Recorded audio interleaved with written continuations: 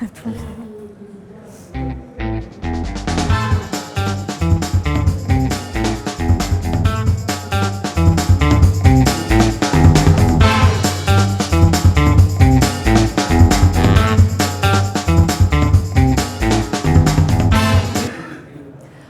à tous et bienvenue sur notre plateau en direct de la Foire gastronomique et internationale de Dijon pour sa 9e édition. Aujourd'hui, direction la ferme Côte d'Or qui a été inaugurée hier par François Sauvadet, le président du conseil départemental de la Côte d'Or. Et avec moi pour en parler ce midi, j'ai 3 invités d'honneur. Tout d'abord François Depuis, directeur de la Chambre d'agriculture de Côte d'Or. Nous avons également Vincent Doal qui est responsable du service élevage à la Chambre d'agriculture également de Côte d'Or. Et Martin Lechenet qui est responsable data à l'Alliance BFC. Alors tout d'abord François Depuis, pouvez-vous nous parler un petit peu du concept de la ferme de Côte d'Or? Qu'est-ce qu'on peut y trouver? C'est assez familial finalement. Il y a un côté culture végétale, un côté culture animale. Voilà. Qu'est-ce qu'on peut trouver sur cette ferme de Côte d'Or?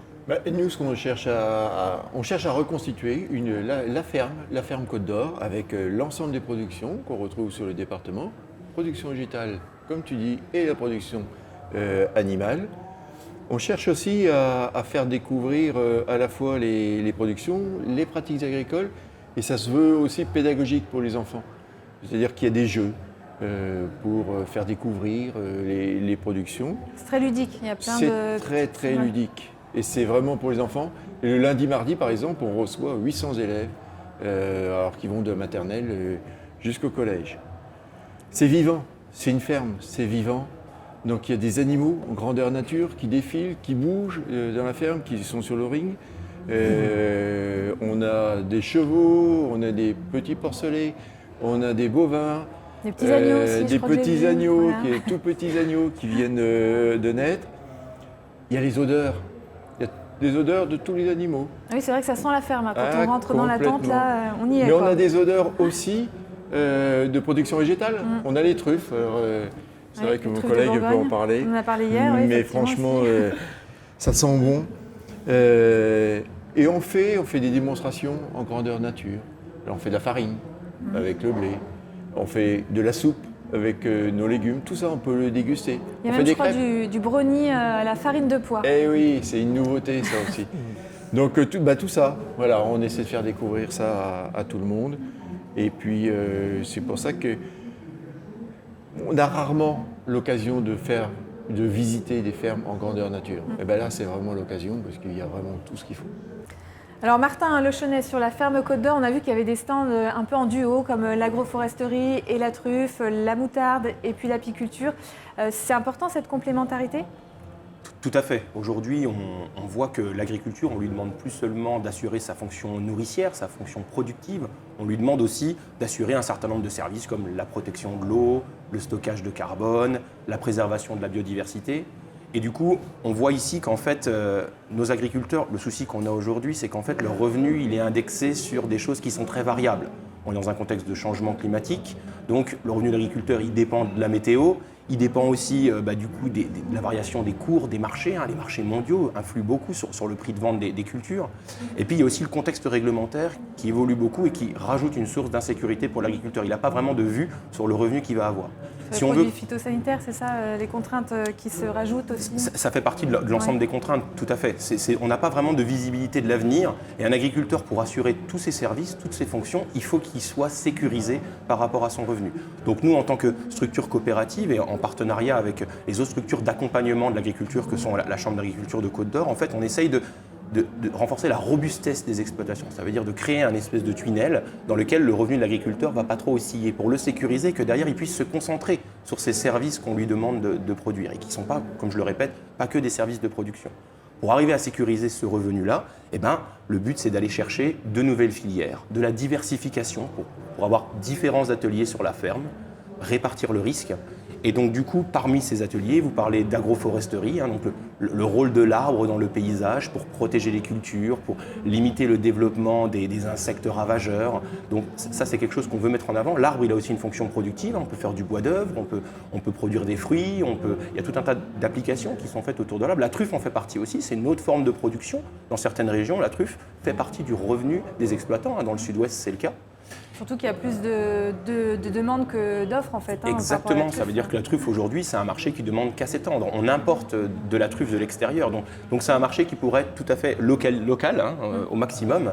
Et donc du coup, je vous invite à aller sur ce stand parce que vous avez les pépinières Naudet qui vont vous parler de l'arbre et de l'agroforesterie, c'est-à-dire comment on peut mettre l'arbre dans le paysage agricole. Parce que ce sont des arbres spécifiques pour la truffe. Ce sont des arbres spécifiques, c'est ça qui porte un champignon mycorhizien. Et puis après, vous avez aussi l'INRAE avec qui on a des partenariats, ça c'est important de le dire. Localement, on a des compétences complémentaires des nôtres et on va les chercher par des partenariats. On a même des recrutements en commun d'ingénieurs R&D pour justement aller regarder comment le sol se comporte et être capable d'accompagner les agriculteurs dans la préservation de la biologie de leur sol. C'est un point très, très important aussi. Vous allez voir, il y a le côté nouvelle filière qui est très important et qui est représenté sur les stands. On parlait tout à l'heure de légumineuses, il y a les légumineuses à graines pour la consommation humaine, mais il y a aussi les protéines à destination de l'alimentation animale. Je laisserai Vincent en parler plus, mais le but c'est aussi de structurer des filières régionales autour de la production des protéines, de la transformation et de la consommation locale. On parle vraiment de relocalisation des productions. On parle donc de production alimentaire, alimentation humaine, alimentation animale, mais il y a aussi le côté nouvelles énergies qui est représenté sur les stands. Sur le stand AgriLoving, vous avez des panneaux sur la méthanisation, on parle aussi d'agrivoltaïsme aujourd'hui. L'agriculture, elle est au centre de divers enjeux, transition alimentaire, transition énergétique. Et le but en fait de nos structures d'accompagnement, c'est de donner les clés aux agriculteurs pour arriver à concilier les deux le mieux possible. Et derrière, d'être capable d'optimiser leurs pratiques et puis de sécuriser leurs revenus. Voilà. Du coup, sur un des stands, vous avez notamment un gâteau. Vous en avez parlé du brownie, mais il y a aussi des petites madeleines qui sont à base de farine de pois, produites localement. Voilà, ce qu'on veut faire aussi, c'est qu'il va y avoir, ça va être bientôt lancé, une marque ombrelle qui va... En fait, on inverse un peu le schéma habituel. D'habitude, on donne un cahier des charges aux agriculteurs, on leur dit qu'il faut respecter ça parce qu'il y a des enjeux importants. Là, c'est les agriculteurs qui se fédèrent et qui proposent de satisfaire aux enjeux, de répondre aux enjeux par des actions qu'ils vont mettre en place sur leur exploitation, donc qui sont cohérentes avec leur réalité. Et derrière, on a cette satisfaction des enjeux de préservation de la biodiversité, de production locale, le minimum de kilomètres entre la fourche et la fourchette, pour garantir au consommateur que son alimentation est de qualité, produite localement et avec un certain nombre de valeurs qu'on veut défendre, notamment la préservation de l'environnement. Merci beaucoup, c'est déjà bien complet pour la production végétale. Alors on va parler production animale du coup avec vous Vincent Doal. Donc quand on se balade sur la ferme Côte d'Or, effectivement on a vu beaucoup d'animaux, il y a beaucoup de races, il y a de la diversité. Pourquoi est-ce que c'est important pour les éleveurs de venir montrer sur la foire leurs bêtes au grand public ? Parce que la Côte d'Or est une terre de génétique. Avant tout, c'est vrai que elle est parsemée d'éleveurs qui sont passionnés de leur métier, passionnés des races qu'ils représentent. Et ici, vous retrouverez un panel en fait, de toutes les races qui sont présentes sur le département. D'abord, du point de vue laitier, on est sur un département qui concentre le berceau de races de 3 races, rien que ça, la brune, la cimentale, la montbéliarde, qui sont toutes représentées, mais il y a aussi les autres qui sont aussi présentes, la Holstein, la Primostein notamment. Et puis du côté allaitant, il y a aussi les races allaitantes bovines, notamment la race charolaise qui est la plus représentée, qui représente entre 85 à 90% des effectifs. Elles sont impressionnantes d'ailleurs. Ah oui, elles sont assez costauds. Mais vous verrez que le taureau salaire est aussi encore très costaud. Impressionnant. Vous verrez dans les allées qui prend 1,5 place de plus que les autres. C'est assez impressionnant. Rien qu'à l'œil, vous le voyez. Il y a les blondes. Les autres races représentent certes moins, mais elles se développent ces dernières années puisque les gens sont vraiment passionnés par cet aspect génétique qui est important, en fonction des objectifs, en fonction du terroir de chacun. Eh bien, il y a des races qui sont plus ou moins adaptées. C'est vrai qu'on représente ça. Donc on voit la Salers, comme j'ai dit, la blonde d'Aquitaine, qui est aussi présente, et puis la race limousine, qui est aussi bien représentée.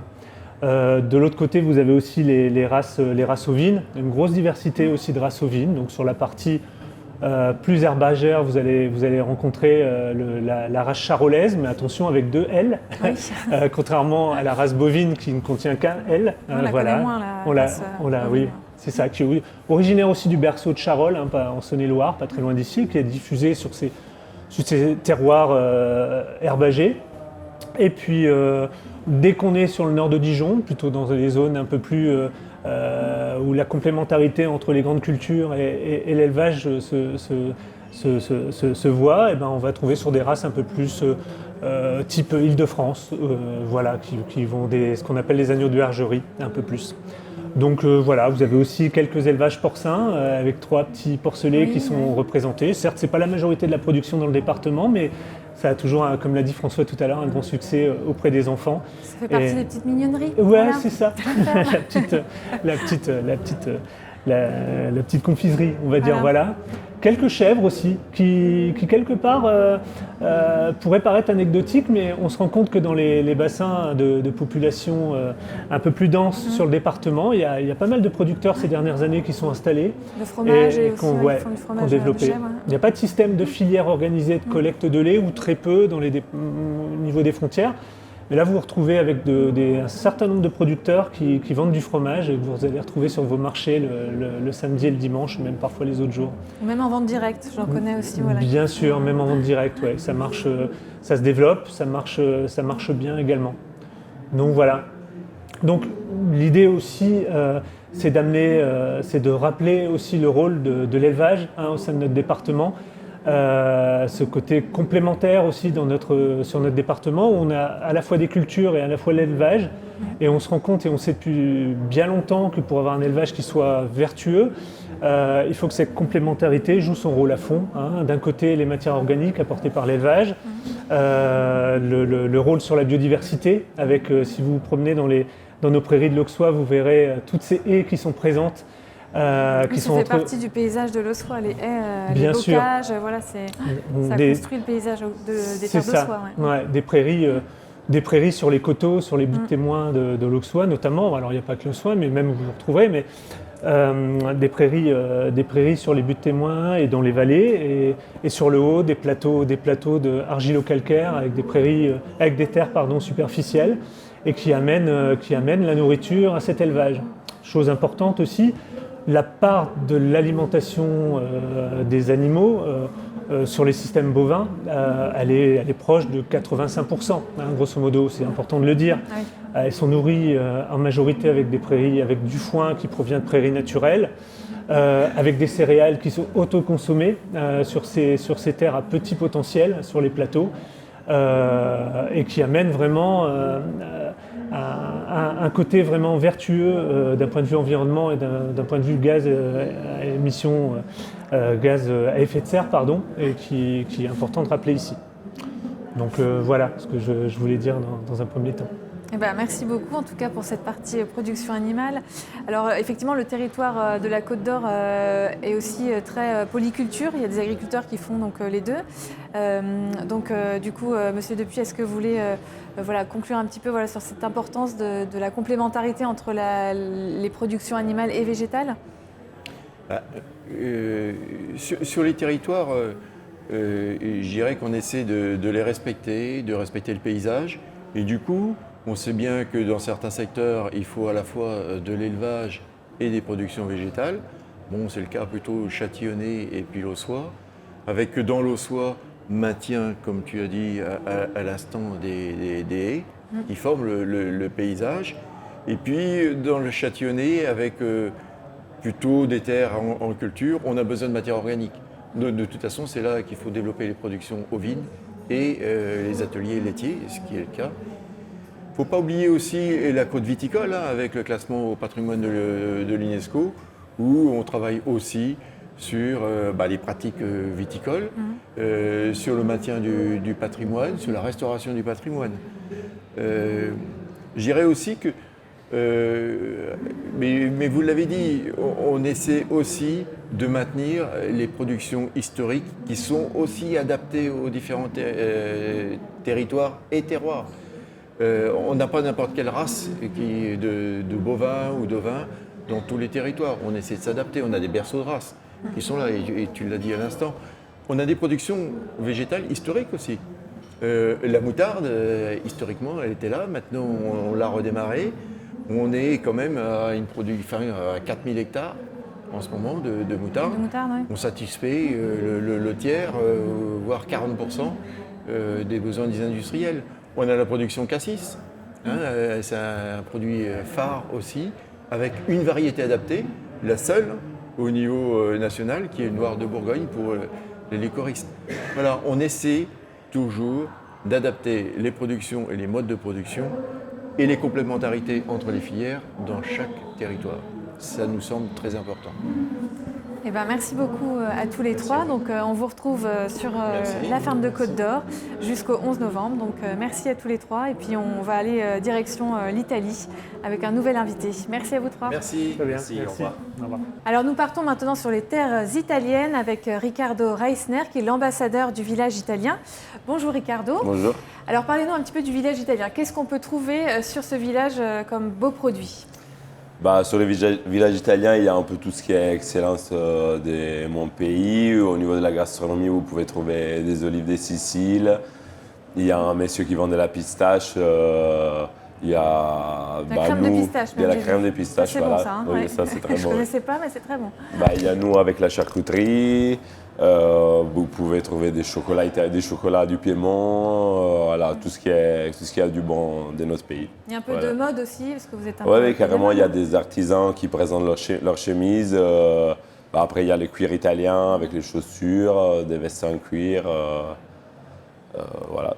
Il n'y a que des bons produits, de toute façon. Voilà, C'est ça. l'Italie, ça nous fait rêver. Alors justement, vous nous avez amené quelques échantillons, enfin des gros Oui, échantillons. carrément. Est-ce que vous pouvez nous montrer ce Bah que oui, vous avez bien amené sûr. On a du parmesan de 36 mois d'âge et du très bon jambon de Parme de 48 mois d'âge, Waouh. qui est super. Alors dites-nous, comment on peut choisir un bon parmesan et un bon jambon italien ? Alors au niveau du parmesan, il faut bien regarder, il faut que ce soit un lait gras, Ouais. qui du coup il a un goût assez crémeux. Et après, pour l'âge, il y a des cristaux de calcium qui deviennent plus ou moins grands selon l'âge et que du coup on peut apprécier et regarder si vraiment il a été vieilli comme ça dit. Et en fait, au niveau du jambon, il faut regarder, c'est un jambon doux qui n'a presque pas de sel, il n'a pas de nitrite, pas de colorant, sûrement pas de conservateur. Et pour regarder la qualité de la viande, il faut regarder un peu la graine, voir s'il est bien persillé. D'accord. Ça signifie que c'est des bêtes qu'on a pris le temps de faire développer, de faire grandir. Voilà, ils vivent presque en liberté. Du coup, c'est des bêtes qui marchent beaucoup et ça donne l'effet persillé, qu'au niveau goût, ça donne un goût un peu bien fruité en arrière-goût et bien crémeux. Et c'est des bêtes particulières pour le jambon ? Oui, c'est des cochons roses. C'est des D'accord. grands cochons roses. C'est des cuisses qui font environ 10-12 kilos. Oui, quand Et voilà.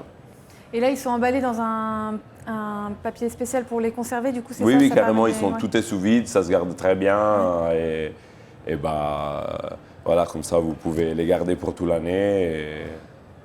Alors par contre, il y a quelque chose qu'on ne peut pas vous demander sur votre stand, c'est de couper le parmesan en petits copeaux. Ça, vous aimez pas, ça vous... En fait, disons que c'est des produits qui, du coup, ils n'ont pas de conservateur. Ils se gardent très, très bien.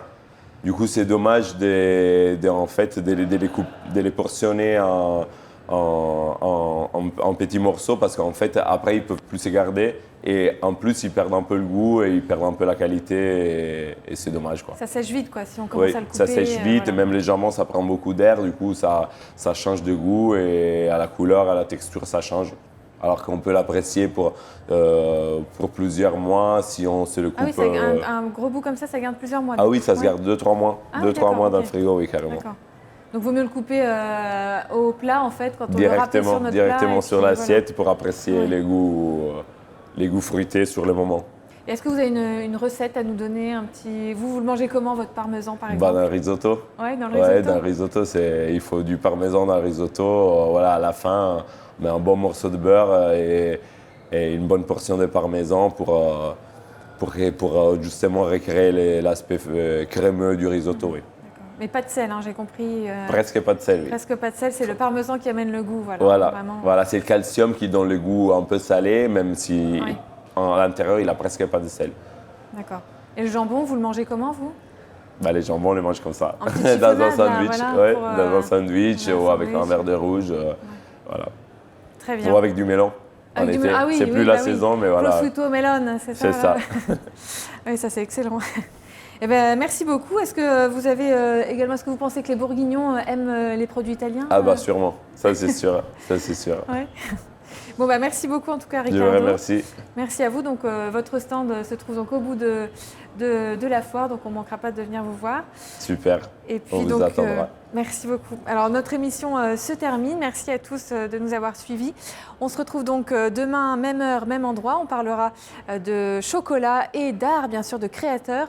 Et donc, on se retrouve à 11h30 avec Fabrice Gillotte et le parrain du concours de la gourmandise. À demain. Merci. Bon appétit.